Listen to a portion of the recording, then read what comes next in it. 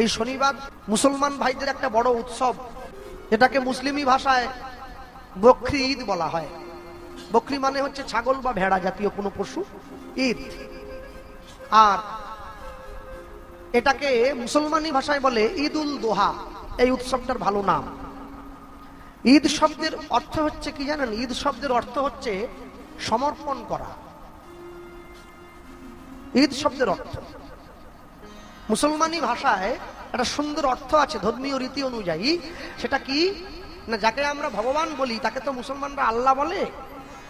এই আল্লাহ নবী ইব্রাহিমকে পরীক্ষা করবার জন্য একটা মহা পরীক্ষায় ফেলে দিয়েছিল যে তুমি যদি আমাকে সত্যি ভালোবেসে থাকো তাহলে তোমার জীবনের সব থেকে প্রিয় জিনিসটা তুমি আমাকে উৎসর্গ করো, তাহলে আমি বুঝবো তুমি আমাকে ভালোবাসো। মানুষ যেমন আমরা হিন্দুরা কি করি, ভগবানকে তার ভালো লাগার জিনিসটা উৎসর্গ করি, ঠিক তেমনি ভাবে যাকে আমরা ভগবান বলি তাকে মুসলিমরা আল্লাহ বলে। তো সেই আল্লাহ নবী ইব্রাহিমকে বলেছিলেন যে তুমি তোমার জীবনের সব থেকে প্রিয় ভালোবাসার জিনিস যদি সত্যি আমাকে ভালোবেসে থাকো আমাকে উৎসর্গ করো। তো এই ইব্রাহিমের ছেলের নাম হচ্ছে ইসমাইল। তো এই আল্লাহকে ভালোবাসার প্রতীক হিসাবে এই নবী ইব্রাহিম তার প্রিয় পুত্র ইসমাইলকে আল্লাহর কাছে দিতে চেয়েছিলেন। তো ভগবানের কাছে তো সরাসরি দেওয়া যায় না, প্রাণে মেরে ফেলতে হবে। তো আল্লাহ দেখলেন যে সত্যি সত্যি আমাকে ভালোবাসে, তা না হলে নিজের ছেলেকে কেউ কোনোদিন সবকিছু মায়া ত্যাগ করে আমায় দিতে চায়? এই যে দিতে চেয়েছেন এই প্রিয় মহান আল্লাহ খুশি হয়ে এই নবী ইব্রাহিমকে একখানি ভেড়া দিয়েছিলেন যে তুমি নিজের পুত্রকে দিও না, এই ভেড়ারূপী পশুটি তুমি আমাকে উৎসর্গ করবে। সেই ধর্মীয় বিশ্বাসকে সামনে রেখেই আগামী শনিবার মুসলমান বাড়ির যত মানুষজন তারা পশু আল্লাহর কাছে সমর্পণ করে। তারা পশুর মধ্যে দিয়ে নিজের জীবনের বার্তা আল্লাহর কাছে পৌঁছে দিতে চায়, যেটা বকরি ঈদ বা ঈদ উল দোহা নামে গোটা বিশ্ব সমাজে মুসলিম সমাজে পরিচিতি পেয়ে আসছে। কিন্তু একটা জিনিস লক্ষ্য রাখবেন, যদি আপনি যারা মুসলমান বাড়িতে জন্ম নিয়ে যদি কেউ কোরআন পড়তে না পারেন, মসজিদে যে নামাজ পড়তে না পারে, তাকে মুসলমানরা বলে আপনি মুসলমান হওয়ার যোগ্যই নন, কেন আপনি নামাজ পড়তেই জানেন না। ভুল হলেও পড়তে হবে। যদি কেউ বাইবেল পড়তে না জানে তাকে খ্রিস্টানরা বলে আপনি খ্রিস্টান হওয়ার যোগ্যই নয়। আচ্ছা, আমি যদি আপনাদেরকে বলি যদি কেউ গীতা পড়তে না জানে তাহলে সে হিন্দু হওয়ার যোগ্যই নয়, তাহলে এখান থেকে আমাকে প্রাণ নিয়ে বাড়ি যেতে হবে না, আমাকে এখানেই লোক মার্ডার করে দেবে। কেন বলুন তো? 100-র মধ্যে 80 জন হিন্দু গীতা পড়তেই জানে না। পড়তে জানে না বলাটা ভুল, তারা পড়েই না। মনে রাখবেন, পৃথিবীতে প্রত্যেকটি ধর্ম মত, প্রত্যেকটি সম্প্রদায়, প্রত্যেকের নিজস্ব নিজস্ব পরিচিতি আছে। আমরা হিন্দু সনাতন ধর্মের মানুষ, আমাদের একটাই পরিচিতি, আমরা সনাতনী। এখানে আসার পরে ভাগ করা হয়েছে হিন্দু, মুসলমান, শিখ, খ্রিস্টান। জন্ম কিন্তু হিন্দু হয়েই সকলের হয়েছিল, মাতৃগর্ভ থেকে পৃথিবীতে সনাতনী হয়েই জন্ম হয়েছে। তাহলে আমি বলি কি, যে মাটিতে জন্ম নিয়েছেন, যে ধর্মে জন্ম নিয়েছেন, সবার আগে নিজের ধর্মকে সম্মান করুন। নিজের ধর্মকে সম্মান না করলে আপনি যতই কীর্তন শুনুন, আমি যতই কীর্তন গাই, যতই চিৎকার করি ইউটিউব ফেসবুকের মধ্যে দিয়ে, আর যতই গিয়ে হরিনামে প্রসাদ খাই, নিজের লাভ কিছু হবে না যদি ধর্মকে সম্মান না করতে পারেন। আমাকে যে বাড়ির বাবু আজকে ডাক দিয়ে এনেছে, তিনি গতকালকে আমাকে কীর্তন করাবেন বলেছিলেন, কিন্তু আমার ডেটের সঙ্গে ডেটটা মেলেনি বলে একদিন পরে আমাকে দিয়ে হরিনাম করাচ্ছেন। কিন্তু একটা জিনিস মনে রাখবেন, আমাকে হয়তো পয়সা দিয়েছেন, আমি এসে হরিনাম করে দিয়ে চলে যাচ্ছি, কিন্তু আপনার গৃহে গতকালকে অষ্টম প্রহরের বিশ্রাম হয়েছে, নাম বিশ্রাম হয়েছে, একদিন এক রাত্রি হরিনাম হয়েছে।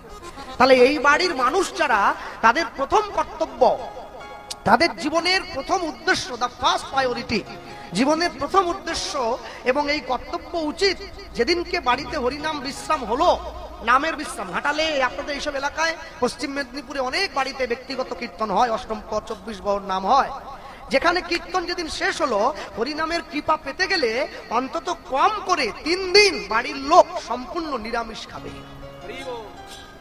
আমি কম করে বললাম, 7 দিন হলে খুব ভালো হয়, 3 দিন তো খেতেই হবে। কেন জানেন? একটা জিনিস মনে রাখবেন, ঈশ্বরের কৃপা লাভ করা এত সহজ জিনিস নয়। যে একবার লাভ করতে পেরেছে সে কিন্তু আর ছাড় পাবে না। কিন্তু যে পায়নি সে কিন্তু মাঝখান থেকে এদিক ওদিক হয়ে যাচ্ছে। কে যাবি ভাই ভবসিন্ধু পার, ধন্যকলি যুগধন্য চৈতন্য অবতার। চৈতন্য মহাপ্রভু অবতার হয়ে হরিনামের নৌকো নিয়ে এসেছেন আমাদেরকে এই দুস্তর সংসার সমুদ্রটা পার করে দেবেন বলে। হ্যাঁ, এই যে দুস্তর সংসার সমুদ্রটা পার করে দেবেন বলে আমি বাড়ির মায়েরা যারা বসে আছেন, মাইকের মাধ্যমে যারা শুনছেন, আমি সবাইকে বলবো বাড়ির ছেলে মেয়েদের চৈতন্য মহাপ্রভুর জীবনী পড়াবেন। চৈতন্য মহাপ্রভুর জীবনী যদি না পড়ান তাহলে আপনার বাড়ির সন্তানরা কি করে সনাতন ধর্ম রক্ষা করতে শিখবে, নাহলে শিখবে না কেউ। হ্যাঁ, অষ্টম মহাজন লিখছেন যে চৈতন্য মহাপ্রভু হরিনামের নৌকা নিয়ে এলেন, তাকিয়ে দেখুন সবাইকে বার করছেন, কাউকে বাদ দিচ্ছেন না। দেখুন আমারও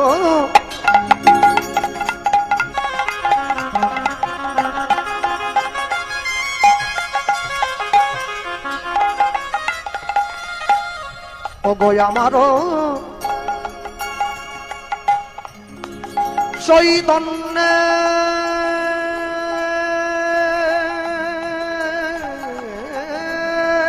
ঘাটে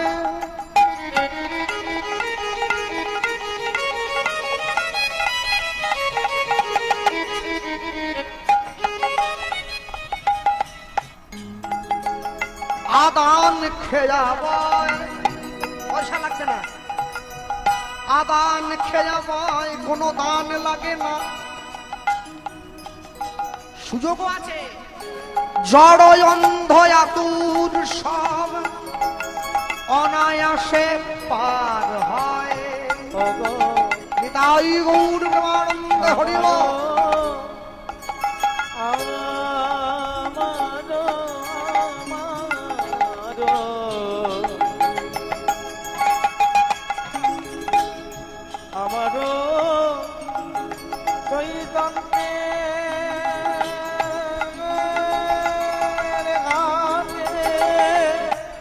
ছুটে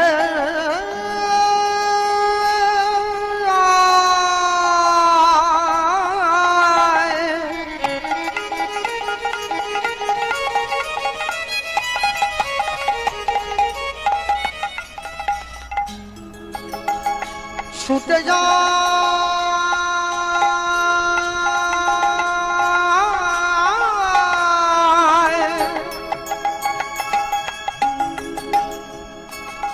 আমার গৌর ডাকে ছুটে যায়,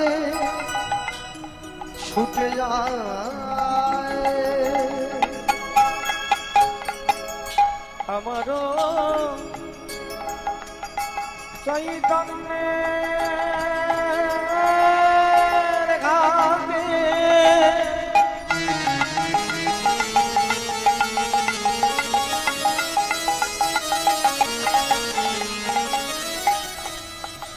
আদান খেয়াবায় অগজন অন্ধ আতুর অনায়াসে পার হয়। সে যে লয়ে হরি নামের তরি, সে যে লয়ে হরি নামের তরি, সে যে লয়ে হরি নামের তরি, সে যে লয়ে হরি নামের তরি। ওই যে নদীয়াতে অবতরি, সে যে লয়ে হরি নামের তরি। ওই যে হরি হয়ে বলছে হরি, সে যে লয়ে হরি নামের তরি। ওই যে গোলকের হরি ভুলকের নাম ধরি, সে যে লয়ে হরি নামের তরি। জীবের হাতে ধরি আর পায়ে ধরি, সে যে লয়ে হরি নামের তরি। ওই যে মোদের সমাজ গৌর হরি, সে যে লয়ে হরি নামের তরি। ওই যে প্রেমানন্দে বহে হরি হরি, লয়ে হরি নামের তরি। প্রেমানন্দে হরি হরি লক্ষ্মী গনি নামে তনি লগে গনি নামে তনি অগজান অন্ধ আতুর সানা অনায়াসে পার কয়ে অগোচর অন্ধয়াতুর অনায়াসে পার কয়ে। পৃথিবীতে প্রত্যেকটি মানুষ নিজ নিজ স্বীয় স্বীয় কর্ম সম্পাদনের জন্য জন্ম নিয়েছে। আপনি যদি 100 বছর বয়স হয়ে যায়, কেউ যদি মনে মনে চায় মন আমার যবে নিরামিষ খেতে চাইবে আমি তবে নিরামিষ, মন কোনোদিনও চাইবে কোনোদিনও। 65 বছর বয়সে গিয়েও মন চায় আর একটা 20 বছরের মেয়ে বিয়ে করতে পারলে ভালো লাগবে। মন আবার চাইবে কি? মন সারা জীবন চাইবে আরো খায়, আরো জমায়, আরো টাকা, আরো বাড়ি, আরো গাড়ি। 1 গ্লাস করে বার্লি খেয়ে সারাদিন কাটাচ্ছে, তার মন চায় ব্যাংকে আরো 50 লাখ টাকা থাকবে। বার্লি কত দাম? 40 টাকা দাম। খেতে পারেনি তবু টাকা জমাচ্ছে। মন জীবনে বলবে না। মন একটা এমন না, ওই অনেক সময় দেখবেন অনেক অনেক বাড়িতে বসবাস করার জন্য বাড়ির মালিকের তো অনেক টাকা, বিরাট বড় বড় বাথরুম তৈরি করেছে, বাথরুমে শুয়ে পড়া যায় 3-4 জন লোক। এই গাড়ি তো, যে বাড়িতে আমাকে, এই বাবুর বাড়ি, এ তো বাড়ি নয়, এ তো বাড়া বাড়ি। আমার তো ছোট বাড়ি, ওই জন্য আমার কাছে বিরাট বাড়ি। আমার বাড়ির শোয়ার ঘর যতটা, এই বাড়ির বাবুর বাথরুম তত বড়। তাহলে এই বাবুর বাড়ি যদি হঠাৎ করে এখন 50 জন লোক বেশি এসে যায়, তো বাথরুমে দুটো মাদুর দিয়ে দেবে নাকি? শুয়ে পড়ে। বাথরুমে কোনোদিন কেউ শোয় না, শুতে গেলে শোয়ার ঘরই দরকার। এই দেহ বাড়িটা যতই বড় হোক, যদি লোকটা 6 ফুট লম্বা হয়, মনটা যদি বাথরুমের মতো নোংরা হয়, ভগবান কোনোদিন থাকতে পারবে না। আমি বলি কি, মন থেকে কোনোদিন কামনা বাসনা তাড়িয়ে দেওয়া সম্ভব নয়। আপনি কোনোদিন পারবেন না তাড়িয়ে দিতে, কোনো দিনের জন্য পারবেন না, কোনোদিন সম্ভব নয়। একটা আশ্চর্য কি জানেন, আমাদের এটা তো পশ্চিম মেদিনীপুর পড়েছে, তো আমাদের পশ্চিম মেদিনীপুর একটা জায়গাটার নাম হচ্ছে বেলদা বলে, উড়িষ্যার দিকে পড়ে বেলদা। আমি বেলদাতে একটা বাড়িতে কীর্তনে গিয়েছিলাম, সেই বাড়ির বাবুর মালিক একটা ঘড়ি পরে আছে, 5 লক্ষ টাকা দাম। আমি বললাম, বাবু 5 লক্ষ টাকার ঘড়ি কি আগে আগে চলছে? টলিওয়ালা যে পরে আছে 50 টাকার ঘড়ি, ওর কি পরে চলে নাকি? বলে না না, ওটাতেও টাইম দেখা যায়, এটাতেও টাইম দেখা যায়। তাহলে এত টাকা দিয়ে পড়লেন কেন? বলে প্রথম কথা হচ্ছে আমার যে টাকা আছে লোককে জানাচ্ছি। কেন? 5 লক্ষ টাকার ঘড়ির ডিজাইন দেখেছেন তো, দেখলেই মনে হয় দামি জিনিস, সোনা ফোনা দেওয়া আছে। আর 2 নম্বর কথা হচ্ছে, যে 50 টাকার ঘড়ি পড়েছে সে জগৎকে বোঝাচ্ছে তার সময় কিরকম চলছে, আর যে 5 লক্ষ টাকার ঘড়ি পড়েছে সে জগৎকে বোঝাচ্ছে তার সময়টা কিরকম চলছে। তাহলে আমি বলি কি, মন কোনোদিন আপনাকে চাইবে না যে আপনি নিরামিষ খান, আপনি ভগবানের নাম করুন। তা আমি বলি, মনটা না চাক, মন থেকে কামনা বাসনা দূর করা সম্ভব নয়, মনটাকেই পরিবর্তন করে ফেলুন না, তাহলে তো সব হয়ে যাবে। এতদিন পর্যন্ত চায়ের দোকানে গিয়ে বসেছেন, ডেলি বিকাল হলে তাসের আড্ডায় গিয়ে বসেছেন, এইবারে মনটাকে পরিবর্তন করুন। আর চায়ের দোকানে যাব না, কাল থেকে পাশে যে ভক্ত বাড়িটা আছে ওইখানে গিয়ে সন্ধ্যার পরে একটু ভাগবত পাঠ শুনবো, দেখবেন মন পরিবর্তন হচ্ছে। ভালো না লাগলেও লোকে মোবাইল ঘাটে, ইচ্ছে হয় না তবু ঘাটছে। ভালো না লাগলেও লোকে টিভি দেখে, ইচ্ছে হয় না তবু দেখছে। কিন্তু ভালো না লাগলে কীর্তন শোনে না, চট করে উঠে বাড়ি চলে যায়। সহজে ভালো লাগে না তো, ধুলো পড়ে যায়। তো যে ঘরগুলো ব্যবহার কম হয় ধুলো পড়ে যায়। আপনি যখন প্রথমবার একটু ঝাঁট দিয়ে ঘরটা পরিষ্কার করবেন, ধুলোগুলো উড়ে এসে আপনারই চোখে নাকে ঢুকে যাবে। প্রথমে একটু বিরক্ত লাগে, কিন্তু তারপরে ভালো করে একটু ঝাঁট দিয়ে পরিষ্কার করলে ধুলোটা চলে যায়। চট করে মন হরিনামে বসতে চায় না, ধুলো পড়ে আছে। একটু আস্তে আস্তে করে বসাতে হয়, 1 বার 2 বার 3 বার 4 বার, এবার দেখবেন 5 বারের বার গিয়ে মন আর যা বসে যায়, আর উঠতেই চায় না, একবারে বসেই থাকতে চায়। মানুষকে সম্মান দিলে সেই সম্মান ঈশ্বরে মেলে, সর্বশাস্ত্রে তাহার প্রমাণ পাই। কবিচণ্ডী দাস যিনি উচ্চকণ্ঠে বলেছেন, তিনি সবার উপরে মানুষ সত্য, দেখো তাহার উপরে নাই। জয়নিতাই গৌর হরি বল। আচ্ছা, সেই অন্ধকারে মায়েরা বসে আছে কেন? ওই যে এখানে আসন দিয়েছে, তোমরা ওইখানে বসে আছো কেন? চলে আসো, চলে আসো, চলে আসো, উঠে গেলে কিছু বলবো নি। এসো, এ তো আর সিরিয়াল নয় যে ভালো না লাগলেও বসে থাকবে। এসো এইখানটা এসো। হ্যাঁ, আরে আমিও তোমাদের মুখটা একটু দেখি। আমি দেখতে খারাপ বলে কি তোমাদের দেখবো নি? এসো এইখানটা এসো। চলে এসো এসো এসো, চট্ট আনতে হবে না, চলে এসো। মায়েরা শুধু অন্ধকারে বসে, এই বিরাট ব্যাপার। হ্যাঁ এসো মা, চলে এসো। আর যে রাস্তায় দাঁড়িয়ে আছে যে মায়েরা, তোমরাও চলে এসো। এসো। হ্যাঁ, বাড়ি মালিক তো বলেই দিয়েছে কীর্তনের পরে সকলের জন্য প্রসাদের ব্যবস্থা আছে। হ্যাঁ, তো অন্ধকারে বসবে না, আলোতে বসো।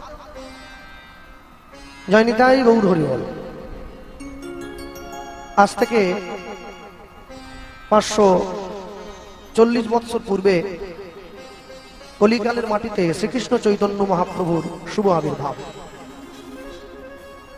আজকে যেমন ভগবানের কথা শুনবার জন্য সকলের ভিড় হয়েছে, যেদিনকে তার জন্ম হয়েছিল নবদ্বীপে, তাকে দেখার জন্যও সকলের ভিড় হয়েছিল। কলিযুগের মানুষ চৈতন্য মহাপ্রভুর সামনে দাঁড়িয়ে একটা খুব কঠিন প্রশ্ন রেখেছিলেন ভগবানের কাছে। প্রশ্নটা কি? প্রশ্নটা হচ্ছে এটাই যে কলিযুগের মানুষের কাছে জীবনে সবকিছু আছে, গাড়ি বাড়ি টাকা পয়সা বিষয় সম্পত্তি কোনো কিছুর অভাব নেই। কলিযুগের মানুষের জীবনে সব থেকে বড় যে জিনিসটার অভাব, সেটা হলো মানুষের জীবনে শান্তির বড় অভাব। আর এই শান্তিকামী জীব শুধুমাত্র শান্তি লাভের জন্য ভগবানকে ভালোবেসেছে। মনে রাখবেন, মানুষ পয়সা দিয়ে অনেক বড় একটা বাড়ি তৈরি করতে পারে,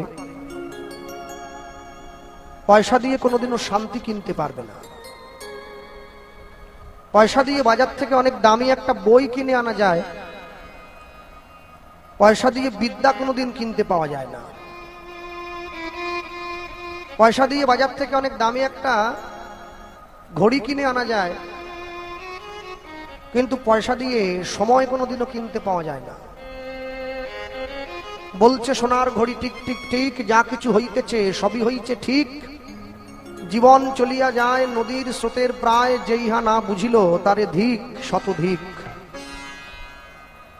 পয়সা দিয়ে অনেক দামি দামি খাট পালঙ্ক কিনে আনা যায়, কিন্তু পয়সা দিয়ে ঘুম কোনোদিনও কিনতে পাওয়া যায় না। আর সবার শেষে লিখতে গিয়ে লেখক লিখেছেন, পয়সা দিয়ে বাজার থেকে অনেক দামি দামি ভালো ভালো জামা কাপড় কিনে পরে ভালো মানুষ সাজার অভিনয় করা যেতে পারে, মনুষ্যত্ব কোনোদিন কিনতে পাওয়া যায় না, ওটা অর্জন করে নিতে হয়। নিতাই গৌর প্রেমানন্দ হরি বল হরি বল। একটা বানরের পেট থেকে